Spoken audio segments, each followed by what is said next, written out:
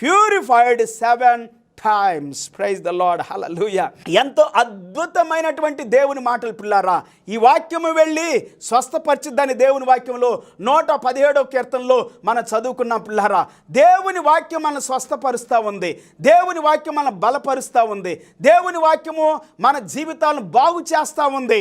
యేసు ప్రభు మాట ఒకటే, నీ మాట సెలవిస్తే నా దాసుడు బాగుపడతాడు అని చెప్పాడు యేసు క్రీస్తు వారితో ఒక శతాధిపతి. దేవునికి స్తోత్రం. సో పిల్లారా, యేసు ప్రభు మాటలో శక్తి ఉందని నేను చెబుతా ఉన్నాను. 17వ అధ్యాయం 12వ వచనము 15వ వచనం కూడా చదువుకుందాం. యోహాను సువార్త, John's gospel chapter 17 verse 12 and 15.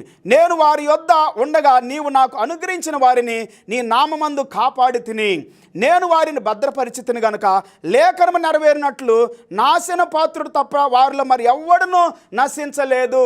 నీవు నశించటం దేవుని చిత్తం కాదు పిల్లారా.